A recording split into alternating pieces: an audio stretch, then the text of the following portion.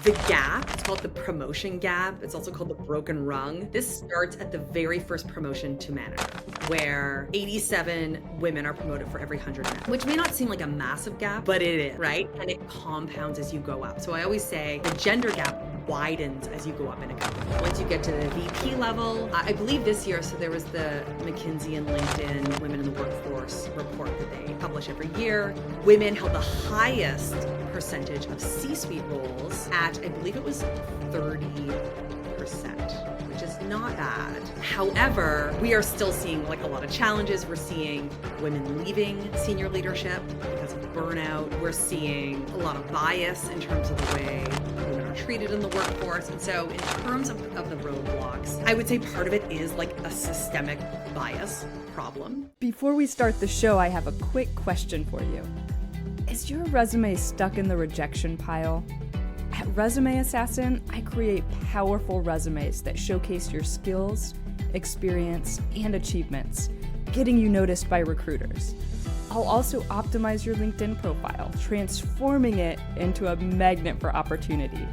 Visit resumeassassin.com today and take charge of your job search. Visit resumeassassin.com.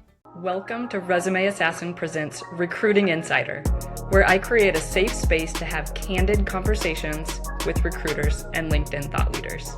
This podcast promises to inform, entertain, and inspire.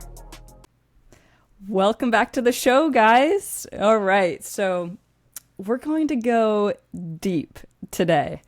Many women dream of growing and thriving in their career, leading the charge, making the big decisions, and shaping the future of the organization. Dang, I mean, I know that I dream about that all the time.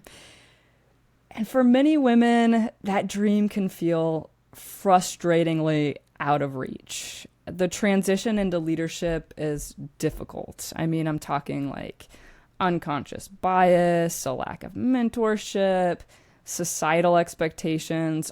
These can all create hurdles that can really hinder a woman's rise to the top. But achieving gender parity in leadership isn't just about fairness, right? Studies have shown that companies with diverse leadership teams outperform those who lack it. So women really bring this unique perspective, communication styles, problem-solving approaches, everything to the table. And so, in my opinion, when we have more women leading the charge, businesses become more innovative, more adaptable, and even more successful.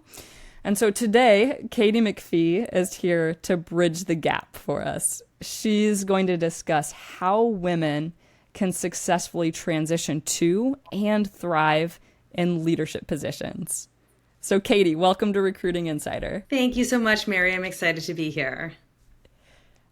As the founder and CEO at Insights to Action Coaching and Consulting, Katy works with women to break through to executive leadership and become the successful and impactful executives they want to be. Prior to this, Katy spent 18 years working in biotech and tech, holding several senior leadership positions. After becoming an executive, she saw that, like her, many others struggle with the transition to leadership, and there are very few resources to help. And so she left her corporate job to launch Insights to Action with the mission of helping other women make that successful leap into senior leadership and to show up as the leaders they want to be, all without burning out. So Katy, I want to learn a little bit more about your journey in the corporate world. So tell me about your transition into leadership and what challenges did you face? Yeah, well, that's a great place to start because the reason I created the business that I now have is all based on my own struggles and experience in climbing the corporate ladder. I always say if I had had it really easy, if I had just taken a rocket ship to the top, I probably wouldn't be here, right? I wouldn't have learned the hard lessons I learned. So, with me, early in my career, I knew that I wanted to be a VP. I wanted to be an executive. And I did progress to my first leadership position relatively easily. I was great with people, right? I was action oriented. I worked really hard. Like I had a really strong work ethic, was always willing to put up my hand. So getting that first manager position was, not too much of a stretch for me. But what I noticed, it was one of those like what gets you here won't get you there type scenarios where I kept doing the same thing. I was working really hard. I was putting up my hand for anything extra I could do. I was grinding away, and that wasn't getting the same result. I noticed this right away at the manager level. And I kind of joke that going from manager to director for me was like a brute force thing. I was working at it, and then we ended up having a reorg. I was pushing and pushing to get this promotion. We ended up reorging, and I was told, okay, we're going to ask you to join the leadership team and be the director of sales. And that was a win, but that was where I really got stuck. So at that point in my career, I wanted to be a VP. There was no VP above me. I should be clear about that. This is not like a position that was occupied by someone else. And that's why I couldn't move into it. There was no VP above me. I was reporting to the CEO, but I still couldn't get them to give me the title. And I was in that position doing this for, I want to say, about 5 years, maybe a little bit more. This wasn't like I was frustrated after 6 months. It was like a solid 5 years of me just working away. And so through that, I really did struggle to try to figure out what do I need to do to get to the next level? Why do they not see me as a VP? I'm at the leadership table, I'm leading this function, and yet I'm being told I'm not ready, I'm not there yet. It was very frustrating for someone like me who was used to achieving in my career and was used to results being, coming from the hard work that I put in pretty predictably. And now suddenly I'm I'm working harder than I've ever worked, and it's not working out for me. So that's kind of those are some of my struggles in my career. Eventually I did end up landing that VP position, and I did that by leaving that company, truthfully. So Okay. I did a lot of work first. So I worked with an executive coach. I just started to get really intentional about reflecting on what was going well, what wasn't, why could that be? I read a lot. I was doing all of the things. And then one day it hit me that it was never going to happen for me at that company. I was like, they are never going to make me a VP. So I had to ask myself, how important is it to me to get that title? Is it important enough for me to leave this company that I love and I really believed in the mission? And after some reflection, I decided that yes, it was. I wanted to be at the VP level. I wanted to really be steering the ship. I wanted to be making those decisions. I wanted to be in a more strategic position. So I decided to kind of put some feelers out. Long story short, I landed my first VP position. I did really well in that role. So, I came into this new company, and I really succeeded as a VP there. And then I ended up going on to be an EVP somewhere else. And so that was really interesting for me as well. I had a lot of limiting beliefs around whether I was cut out for this, but I was like, no, this is a good fit, right? I'm succeeding, I'm doing well.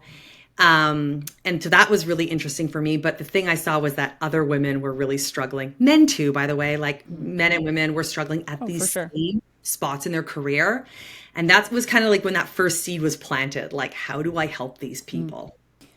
Why do you think that your original company was unwilling to give you that VP title? What was holding them back? I think it was a multitude of things, to be honest. So I think one of the things was that our CEO had known me since very early in my career. I worked with him at the first company I ever worked at, and then I worked at a few other places, and then he ended up recruiting me to go work for him there.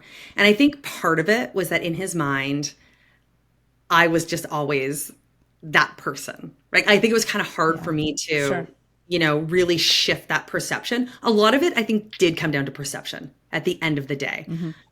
He wasn't perceiving me as a senior leader. And perhaps had we met under different circumstances, would he have? Maybe. I don't know. But I definitely came down to perception. Part of it was me. So part of it was that I had great ideas. I was thinking strategically. I was not great at being intentional about the way I packaged that stuff up.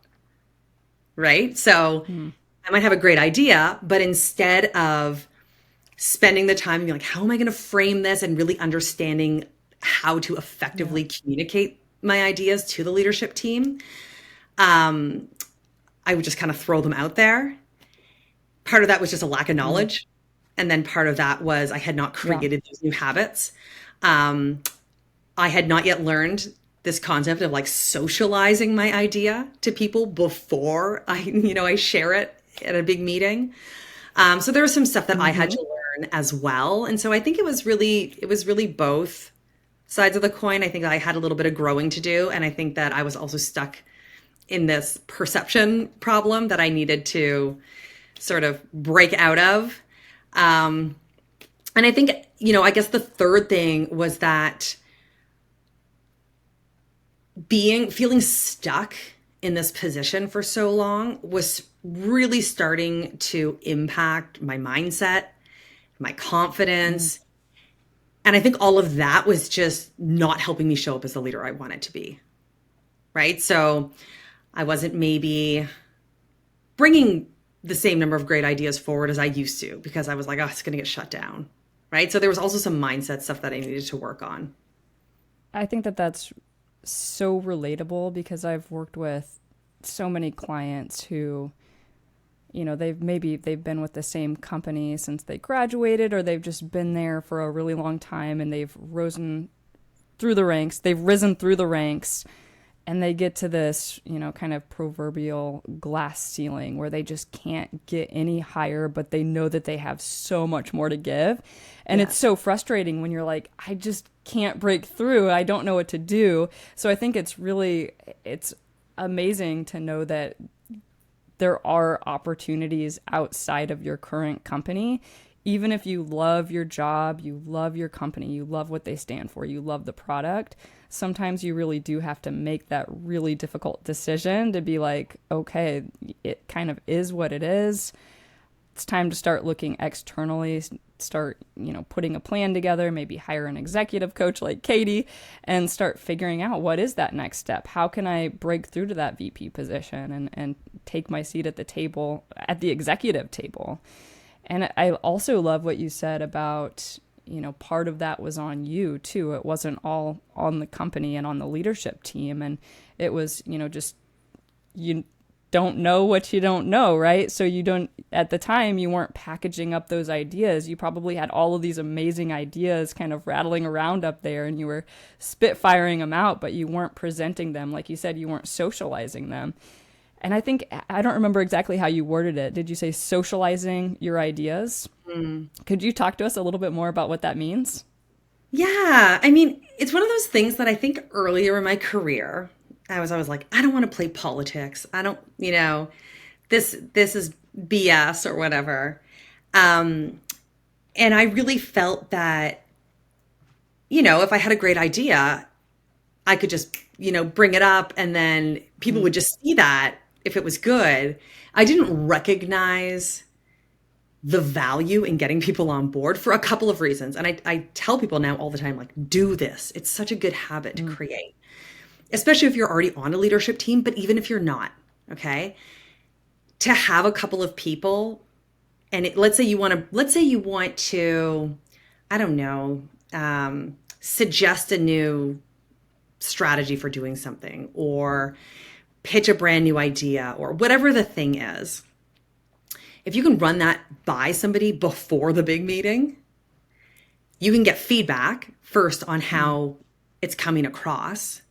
You can also see, do they have reservations or have questions in terms of how it's going to impact them and maybe their department, right? So, this was a thing where there have been instances on the leadership team where maybe I recommend, hey, I think, we're doing this. I think we need to actually move this. I think we need to start doing this, like something over here, right? Or maybe I want to try a completely new initiative in my department. And like I said previously, I would just go to the leadership meeting and I'd be like, oh, I've got something I want to bring up. And I would just present it cold. What would happen in that case? One, maybe I hadn't hit all the right points. It's just possible that I thought I was framing this really well, and maybe for some reason it wasn't totally clear or it wasn't compelling enough. But secondly, maybe people have concerns about how this impacts their group or whether it's really the right strategy or whatever. And now I'm stuck having to answer these questions on the spot. And as soon as people start, poking holes in your ideas or asking a lot of questions or challenging you, then everyone else is like, yeah, maybe this isn't a good idea, right? Like it kind of creates the wrong sort of additional energy that you want around your idea. Whereas when I learned to start, let's say, bringing this up to a couple of the VPs, they could tell me in this moment, okay, but wait, have you thought about this? Or, what about this? Is there this unintended consequence we need to consider or whatever? And then I could take that feedback, maybe incorporate it into my pitch where I'm now proactively answering these questions for the whole group, but then also answer this person's concerns and ideally get them on board. Then when you're presenting this in a meeting, you can say, hey, I want to bring up this idea. Maybe you've spoken to a couple of people about it already. And maybe you've even said to them at the end, hey, if I bring this up in the leadership meeting, will you support me? And they're like, yeah, now that we've talked through this, I will. So now you present it in the meeting, and immediately a couple people are like, yeah, no, I totally agree. We talked about this. I'm on board with this plan. So what you're doing is you're gaining some of that just like instant credibility with the group, right? I brought up an idea. 2 people just instantly supported me. And you've probably improved your pitch as well because they've given you feedback and you've incorporated that. So again, this was a big learning for me. I just need to shift my perspective around what that meant. I had to think of it as this is just a strategic move. This is a smart thing to do versus that's playing politics, right? It just had to give it a different label. Like I'm being considerate. I'm bringing people into the loop. I'm being smart. I'm getting feedback. And so a lot of this stuff I find when people will come and they're bringing up challenges they're having with their boss or with a team, like often part of it is the perspective we choose to take. So that was a big learning for me. Yeah, I love that you can get that buy-in from other executives on the team because they're way more likely to come on board with you. And you probably don't even have to pivot your idea too much. Maybe incorporate some of the advice and the suggestions that they give. And that probably also makes them feel like they somewhat contributed to your idea. And so they're going to be way more likely to be like, hey, yeah, that's perfect. I love that. Let's do it. I'm on board. So that's, I would imagine, a huge learning experience for you and, something that is really valuable that a lot of us, a lot of the listeners here can take away with them today. Mm-hmm. And, I'm sure we have a lot of amazing listeners that are kind of ready to step up and become a leader in their field. So they've got all these great skills. They've got the drive, like you said, but they're kind of stuck. So where do they even begin? Yeah. Great question, because I think often we assume it's our skills that are holding us back or lack of, right? Like I must have a skill gap here.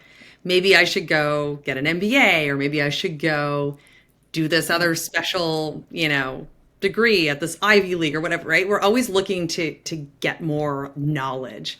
And sometimes, depending, especially if you're in a technical space, you might be like, I need more domain knowledge. I need to go deeper. That's often not what's holding you back if your goal is leadership, right? If your goal is to move into an executive position, typically executives are a little more generalist, right? They might have some, function-specific knowledge, domain-specific knowledge, but they focus on seeing the big picture and understanding, how things are going to affect the business as a whole. So I would say one step would be figuring out what is actually holding you back, right? Get really intentional and reflective in terms of what is holding me back today from getting to that next level. And then you can determine how do I need to fill that gap? Right? But if you don't know what's holding you back today, then it's really hard, right? Then you're like me, you're like going in circles until you finally figure it out through some series of trial and error. So the two big things I see that actually hold people back, one is mindset, and the other is what I like to call the perception problem. So mindset might look like you're not putting up your hand to share your ideas, right? You're constantly asking for validation. You can't make a decision on your own. Like all of that stuff, when you are lacking confidence, this is how it can show up. And it can be communicating to the people around you that you're not ready for that next level in leadership. Yeah. Because we want somebody who's confident, who's decisive, who's, willing to take some risk. And the second, like I said, I call this the perception problem, but that is this issue where, hey, maybe you think you are ready for that next step, and maybe you're right, but the people around you don't see it. And this could be through the way you're communicating your ideas, right? So a big thing that I tend to focus on with my clients is framing. How are you saying the things you say, right? Are you presenting data and metrics, or are you actually presenting strategic insights? How do you make that shift? So there's all this stuff that you can do to create more of the perception that, no, I'm operating at that senior level. So I think oftentimes like those two buckets are going to cover the vast majority of people, because if it really is a skill set, your boss can probably identify that with you pretty easily. Right? But if you're getting more vague feedback, I don't think you're ready yet, you just don't seem like you're quite there, that could be one of these other problems. Yeah, your mindset and a perception problem. So with the mindset piece, how would you work with somebody to help them shift their mindset? Yeah, I mean, there is a lot that you can do, right? We know this now, that like our mindset is not fixed, right? It's malleable. And so we can adopt habits and practices that will help us to be more growth minded, but then also to build our confidence. So the way that the way I personally work with people on this is I actually have a group program for women who want to be executives. So we go through all this stuff together. But there's a lot you can do if you focus on, you could even Google like ways to improve my confidence, and you're going to see some stuff. And sometimes it comes down to getting outside your comfort zone intentionally, right? Which might look like putting up your hand in a meeting, but if you're not there yet, maybe it looks like getting in cold water, or maybe it looks like going for a run. Like you can do things outside of your work life that will boost your confidence and then help you show up more confidently at work, right? Or even just starting small. I'm going to speak up in this meeting. Maybe I'm not going to speak up in that one yet. I'm going to speak up in this one. And so it's just continuously doing things that push you a little bit outside your comfort zone. One of the other things you can do is, I always say, like, keep a brag sheet. Keep a list of all the great things you do and update and read it, right? Like remind yourself how awesome you are and what you've achieved up until this point.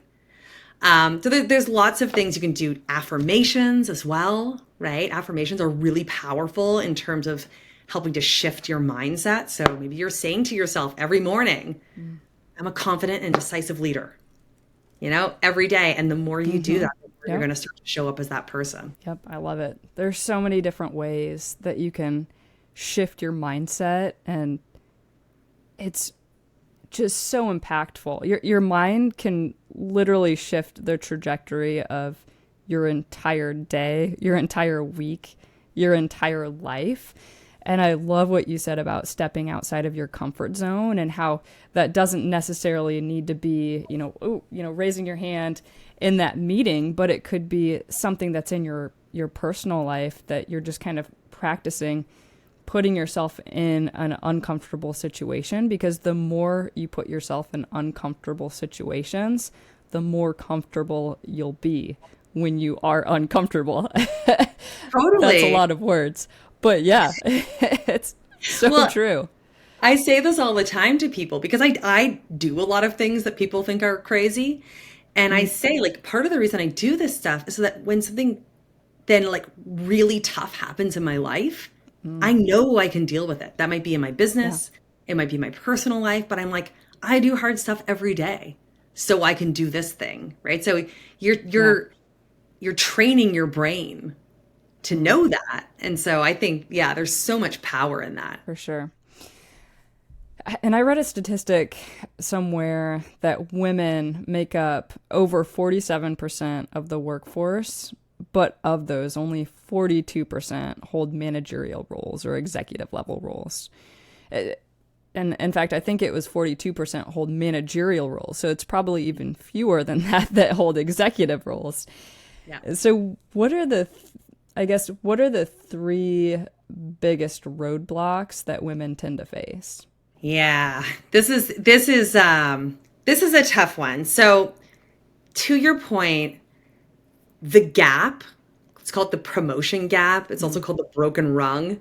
This starts at the very first promotion to manager, where 87 women are promoted for every 100 men, which may not seem like a massive gap, but it is, right? And it compounds as you go up. So I always say the gender gap widens as you go up in a company.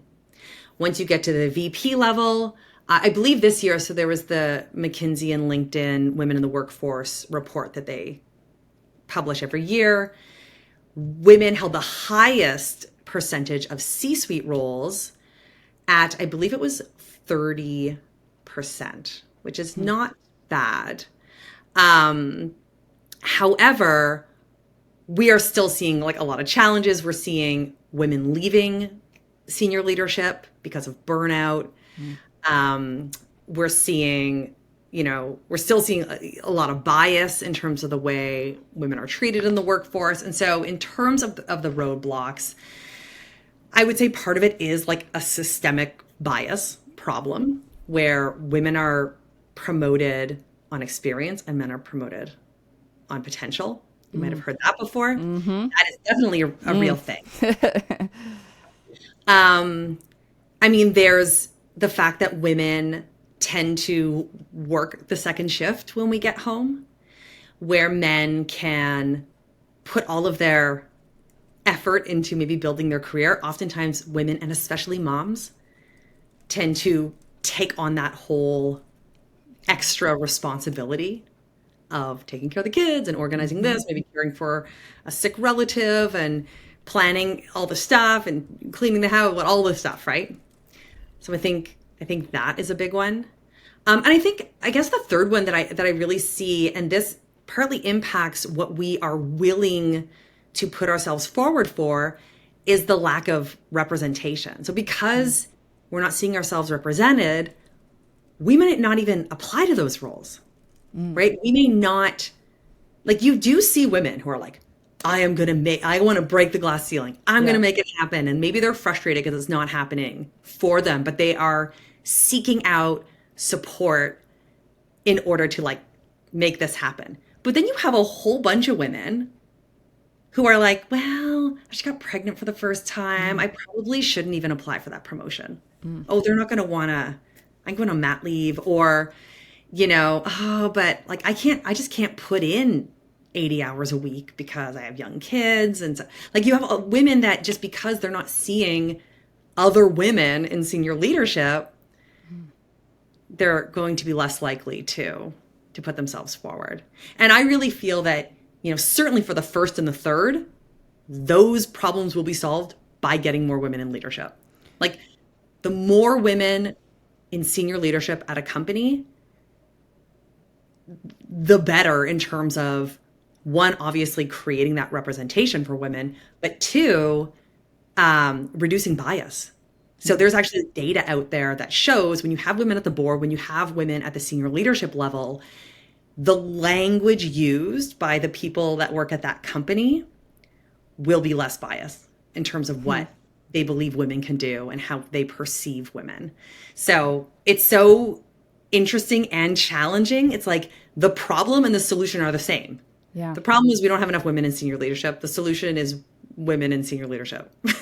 So this is why this is like my mission Yes. in the world.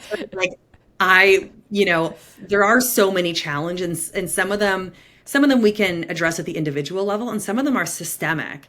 But I really believe that getting more women to senior leadership, however we do it, Yeah. is going to help, fix a lot of this stuff. Yeah. It's a big mission to tackle. Yeah. It's hard for me to fathom that unconscious bias still exists in the workplace today, but it obviously does. I mean, even Katie, with you mentioning that most women are promoted based on experience, but men are promoted based on potential. That just that makes my heart drop into my stomach. I'm like, that's awful. Like that's, it's unconscious bias at its finest. So how can women navigate this? Yeah. So obviously, as you know, I mean, I work with women to try and break through. I really think that the more we can focus on the things we can control, right? So how am I presenting myself? What connections and relationships am I building both inside my company and outside? Am I showing up as the leader I want to be? All of that stuff, that is going to help, right? The more you're signaling, I am ready for that, the more you're putting up your hand and taking on some leadership responsibility even before you have that role.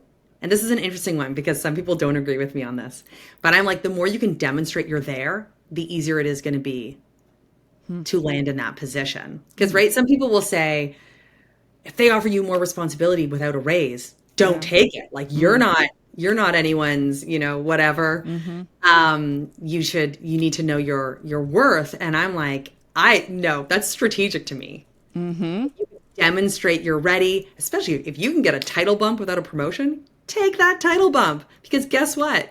If they're not going to give you the raise that goes along with that, you now have leverage to go anywhere else you want in this you're on a new level now. So, it's how you choose to perceive something. You could perceive it as like, I'm being wronged, or you could perceive it as, this is a great opportunity. I'm going to leverage this.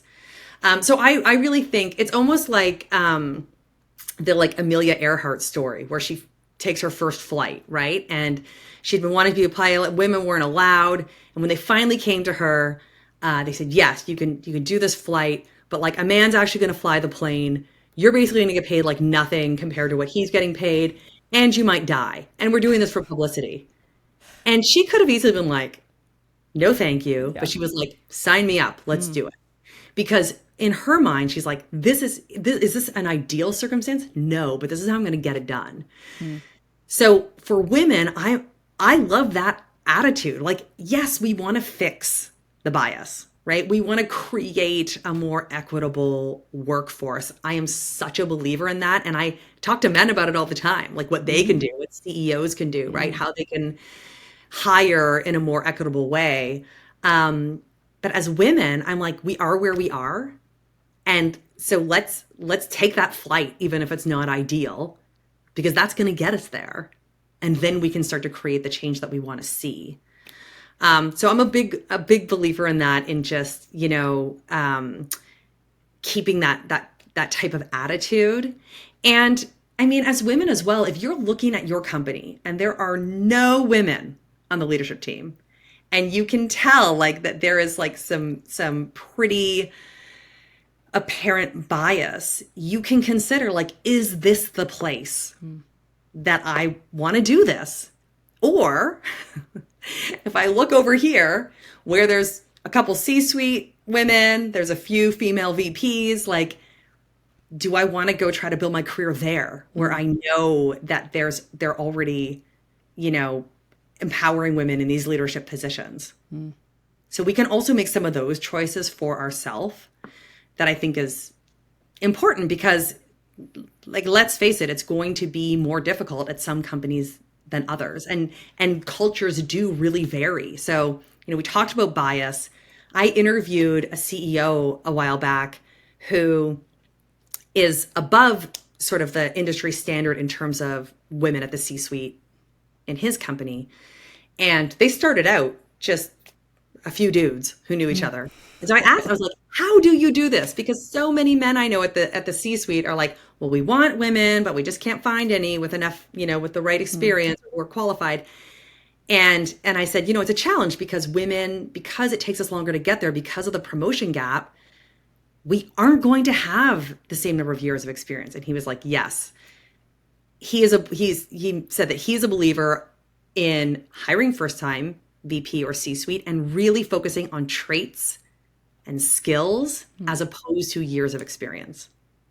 Right. And so that's partly what needs to happen, from the top down. And so looking for companies that are already examples of this, women can choose to, try to build their career at companies like that.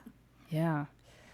Yeah. And I love the idea of, how can you really demonstrate that you're there, right? That concept where it's like, and I totally agree with you, Katy. It's if an opportunity lands in your lap to have a promotion, even if it's just a title, take it. I'm a huge believer in that too, because if you're trying to get to that next level, get that title, get that promotion, chances are you're going to be doing, the things that you would be doing in that position anyway. You're going to be going above and beyond. You're going to be taking on different initiatives, managing different projects, leading different, maybe establishing different strategies within the company to make that happen, to take that next step. So if a title's on the line, then heck yeah, take it. Yeah. Yeah. Yeah. I could totally agree. I'm like, why not? Yeah. Right. The worst thing that happens is you get the title and then, 6 months down the line, they still don't want to give you the raise. And you say, okay, maybe I might start shopping around. Right. Yeah. So yeah. Yeah. And I think that many women are kind of culturally shaped into thinking that women can either be competent or they can be likable in some situations, but they can't be both. And I simply don't think that this is true, but I do find myself, I guess, questioning my own expertise every once in a while. And, that can certainly affect my own confidence. So talk to me about how we can communicate more confidently.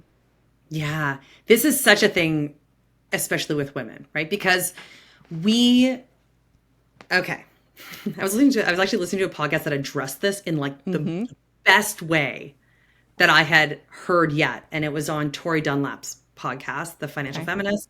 And it was, I think, Cara Lowenthal was on it. And they were talking about this idea that from an evolutionary perspective, right, we want people to like us. Everyone does. If you get kicked out of the hunter-gatherer tribe, you get like eaten by a tiger and you die, right? Or you starve. And so we want to be part of the group. And that's so like hardwired that it's really hard to fight against that. In combination with that, as women, we are conditioned to believe that people liking us looks like looking a certain way, doing everything everybody wants to, putting everyone else first, not making a fuss, making ourselves smaller, all of these things, right, that we learn when we're like 4 years old, the Disney princess waiting for the prince, which I think they've gotten better at that over the years. But, so both of these things now, we have the hardwired, everyone needs to like me, with the conditioning of that's what this looks like. And so I think that's why as women, we struggle so much to advocate for ourselves or to push back or to, show too much confidence, too much, right? And to just layer on an extra layer of badness. Society has also been conditioned, in terms of what women's behavior should look like. It should be more, deferent. It should be more submissive. It should be more, nurturing. And so when we demonstrate something outside of that, people are like, that's not what I think girls should do, right? And so all this stuff gets like jumbled together. And so the reason I bring this up is that if it seems hard, yeah, it is. It's a hard thing. With that said, if we think about So Vanessa Van Edwards is a woman who wrote a book about charisma. And she talks about charisma being warmth and competence. And I love that because I think it's so true. And she's like, competence without the warmth, people don't believe. Like you really need both. And so as women, we're actually typically a little better off in the warmth department, right? Like we're good at making connections with people. We're great at remembering the details and knowing this person's name or remembering that their dog was sick or like all of those things that make people recognize that you care. We tend to be so focused on leveling up on the competent side, which I think is great, right? We want to come off as competent as well, but we really want to marry those together. So, you know, in terms of communicating in a confident way, part of that means getting rid of some of those filler sentences that we tend to say, like the qualifiers. Well, this might be a dumb idea, but, you know, or, you know, I'm not really sure this is going to work, but maybe we could, like, chances are you have thought really hard about that idea and it's a good freaking idea. So instead of saying that, say, my recommendation is boom, right? Like continue to have the connection, like create those connections, create that warmth through your connection with people. You don't need to do it by making yourself smaller in a meeting. Ooh, I love that. Wow, that's so powerful. And I want to talk just briefly too about imposter syndrome. And, you know, it's very common among women. And I mean, I fall victim to this as well, and I'm sure a lot of our listeners do. How can we effectively manage imposter syndrome and self-doubt? Yeah. Yeah, imposter syndrome is a big one, right? It's so funny because imposter syndrome is one of those things that I want to say like 90% of successful people I know have felt this. Men and women. Women a little bit more, but even like a lot of the really successful men I know have admitted to feeling this way. So I'm almost like, how is this even a thing? It's like we all experience this and we still kind of feel like we're the only ones, right? When you're feeling imposter syndrome, you're like, everyone else has it together and I don't. But like part of it is reminding yourself, literally almost everyone feels this way. So I like to think, when I think about imposter syndrome, it's coming from one of two places. It's either coming from inside and it's a result of growing quickly, maybe being outside your comfort zone in terms of like a new environment, a new role, like maybe you're feeling stretched. Like anytime you're stretching yourself, you feel uncomfortable and that feeling comes up. Every new role, especially like I remember when I went into my EVP role, I was like, what have I done? Like I convinced them to give me this job and they're going to be like, no. Right? We all feel this way. And especially like the higher up you get, you're like, oh my gosh, now I'm a director. They're going to see I actually suck. So part of it is pinpointing where is it coming from? Is it coming from this internal, like I've just been growing a lot. And so that feels uncomfortable. And it should. Like we know growth feels uncomfortable. Whenever you're growing, you feel uncomfortable. So if that is the case, you want to do a reframe. You want to remind yourself, one, that chances are every person in the room with you has felt this way. But secondly, that discomfort is a very normal part of growth. And like, I'm growing myself, I am stretching myself. Yeah, I feel uncomfortable. What can I do to set myself up for success? Okay, I'm going to make a list of all the people in my network who I can reach out to if I want to get a second opinion, if I want to like, you know, get an expert's thoughts. You know, maybe I'm going to like learn some new stuff. Like maybe I actually have a little bit of a skill gap and I'm going to level up there. Or maybe I'm going to, you know, focus on reminding myself every day what I'm doing here, whatever. You got to ask like what's going to work for you. On the flip side, feelings of imposter syndrome can also come from your environment. It can come from people like really not making you feel like you are invited to the table. And that's really hard for you to impact, right? There was a Harvard Business Review article about, you know, stop telling women they have imposter syndrome. And, you know, I thought that was an interesting perspective because absolutely. If you're in a toxic environment, if you're working in an environment where you are belittled, you are not valued, right? Like your ideas are not heard, that's going to start to impact you. You can be like the strongest person in the world.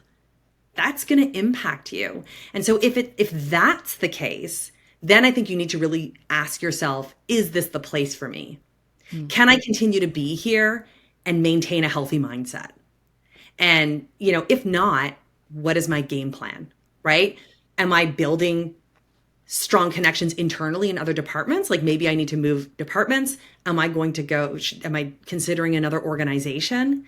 But getting really clear on which one of those it is, I think is so important, because when you are in a supportive environment, that feeling will go away, probably in a matter of months, right? If you feel valued from day one and people want to hear your ideas and you're allowed to fail and all of those things that happen in a healthy environment, you're probably not going to still have imposter syndrome, 6 months down the road. Yeah. So how do you actually help women show up as the leaders that they want to be? Like, how do you help them overcome that imposter syndrome and actually show up? Yeah, I mean, it's a lot of things, right? So I tend to focus partly on mindset, right? I think mindset is an important focus for anyone, regardless of like where you are at. You want to focus on confidence and imposter syndrome and limiting beliefs, like what limiting beliefs you hold today, how can we work through those? But then also on self-awareness, on learning to be really discerning as opposed to judging, right? We do a lot of self-judgment, not helpful. But honest discernment, kind discernment is helpful. That allows us to reflect and get better. So I focus on that piece with women. And then I focus on all of the sort of exec skills, packaging up the greatness that you already are, right? Which might look like your communication style, how to bring forward great insights, how to demonstrate strong judgment, how to build your expertise, all of that stuff. And so those are kind of the main areas. And then I also focus on habits and boundaries. I'm like habits, creating the right daily habits can truly change your life. And I saw a stat once that it was like 90% of new insights that we gain are lost within 6 months. Oh. And I was like, ooh, that's not good. And so to me, it's like the way that you take a great insight and turn it into lasting change in your life is a habit. It is an actual change that you're making in your life. So that's sort of the third area that I focus on, building strong habits. And then that's really closely tied to boundaries for me in terms of like, what healthy boundaries do you have in your life and at work so that you can do all of these things, create this great career, but then still have a life that you love and not burn yourself out? Love it. So what's one piece of advice that you would give your younger self about achieving success in executive leadership? Okay, in executive leadership. I mean, so I'm going to first give you a piece of advice, just career. I can re-ask that question and remove the executive leadership piece. Sure. I mean, I can probably answer both, but okay. Yeah. So what advice would you give your younger self about achieving success?